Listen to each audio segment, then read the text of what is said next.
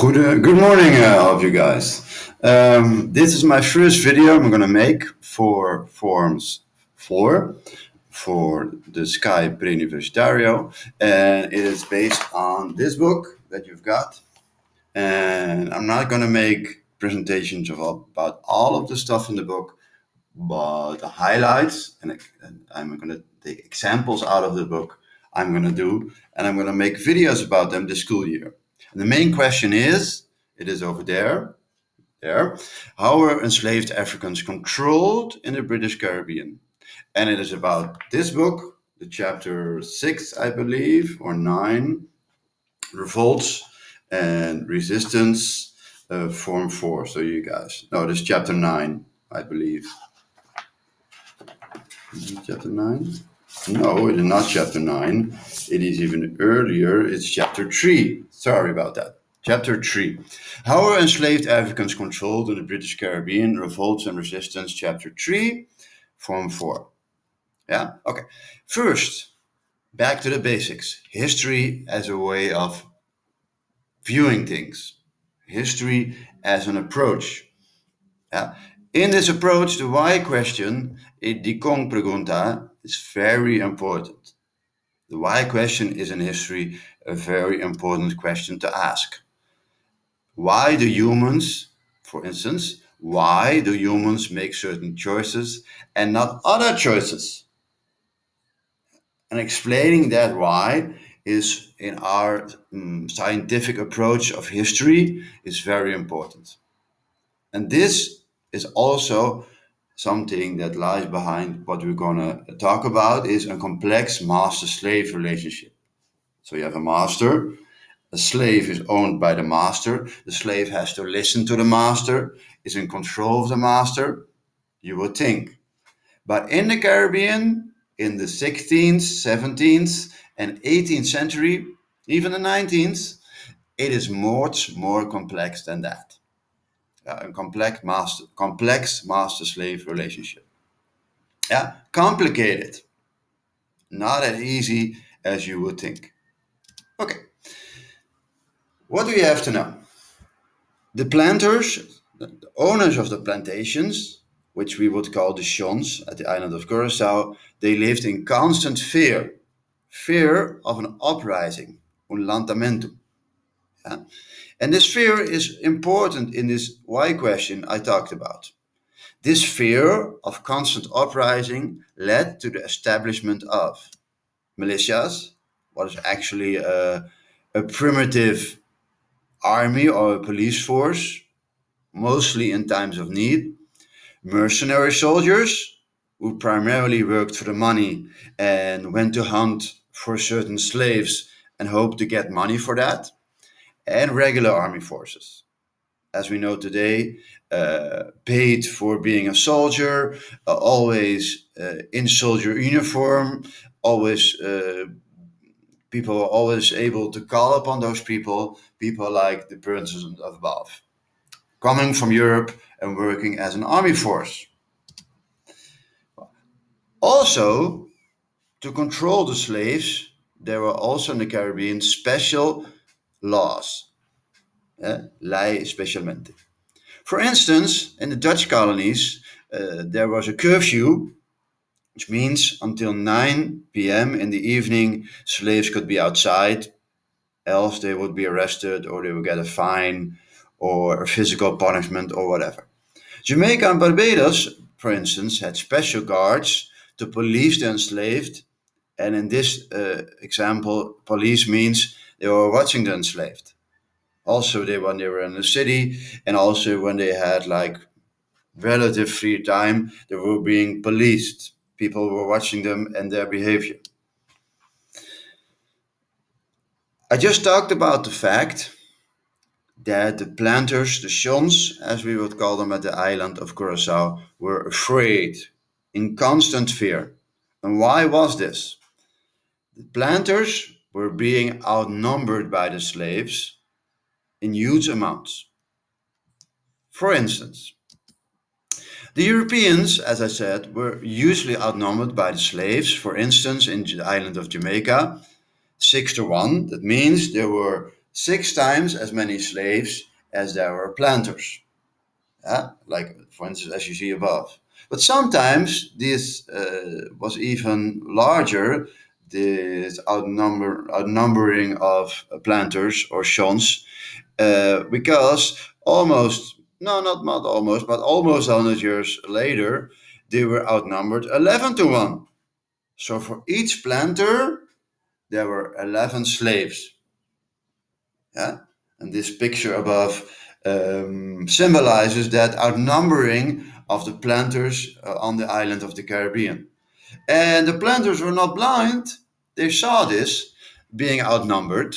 So they imagined that it would be very easy to start an uprising for the slaves. And because of this fear, they responded in different ways. Yeah? So this is a very important why. Coming back to this, how were enslaved Africans controlled in the British Caribbean? This question is very important. And as we said before, the why question is also very important. Why do humans make certain choices and not other choices? Yeah? Di con pregunta. Então, pergunta, hope importante. Okay. Okay. So, knowing what we know now, if it was so easy, why didn't all the slaves in the Caribbean rise up? If it was so easy, why didn't all the slaves in the Caribbean rise up? Yeah. There were 3 reasons for that. And first reason is there were different ethnic groups coming from Africa. I mean by that, from the Congo, from what we call now Angola, from what we call now Ghana, from, I'm missing a country now, from the Ashanti Kingdom, from other countries, Nigeria. They came different ethnic groups that did not speak each other's language and did not understand each other's culture. So they were separate from the beginning. The second one is they did not have weapons to their disposal. No guns which they could fire. And the planters and the European did have these. So the planters and the Europeans had an advantage. The third one is that the slaves were being kept psychologically cowed. And I have to be honest, I had to look this word up in my dictionary, but it actually means that from the start, when arriving in the Caribbean and also in South America, of course, they were being intimidated and being humiliated. For instance, when they arrived in the Caribbean, often their families were separated. They could not keep their own name. They could not show their own culture anymore. They could not worship their own ancestors or their deities or their spirits. So, by these actions and a lot of other actions that we're going to talk about later, they were being intimidated and humiliated, and in a difficult manner, we call this psychologically cowed. Yeah, and this also kept them from rising up. Not all of them, because there were a lot of revolts and a lot of uprising, but not all of the slaves in the Caribbean rose up. Else, for 300 years, the system of enslavement in the Caribbean would not have given such much profit. Yeah? So, not all of the slaves in the Caribbean rose up, and there were 3 reasons for that. First, there were different ethnic groups. Second, they did not have weapons to their disposal. And third, they were being intimidated. In a difficult word, they were being psychologically cowed by the planters, by the militias, by the Europeans, as such. But if there were more Africans than Europeans, if they were being outnumbered, then it's also next question, how did they control them? One of the ways in which they controlled them was alliances with mixed and free black groups. So there were black groups who were free because they were older or they got certain privileges or they bought themselves free. And also there were mixed groups. We're going to talk about that more later. Mixed between European, African, and sometimes even indigenous ancestry. Mixed. We're going to talk about this more.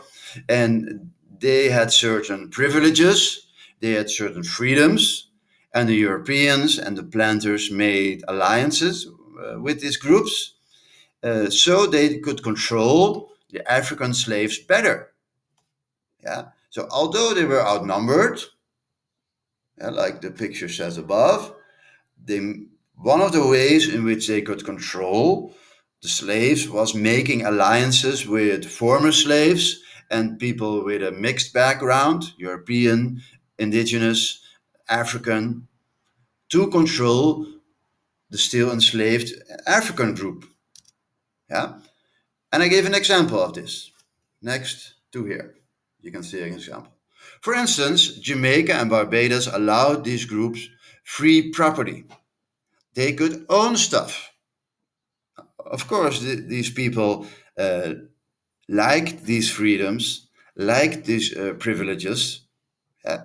And this is an important way the planters and the European colonizers controlled the slaves. They created within the slave groups with certain privileges. Yeah. So within the slave groups, there were groups with certain privileges, and this group with certain privileges helped the enslaved group um, with keeping the slaves in control. I'm checking. I'm checking the time,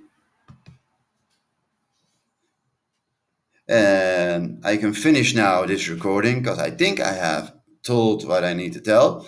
If you have questions for me, you can ask them at YouTube below.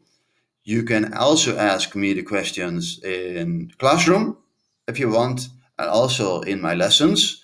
This is my first video, so there are lots of improvements.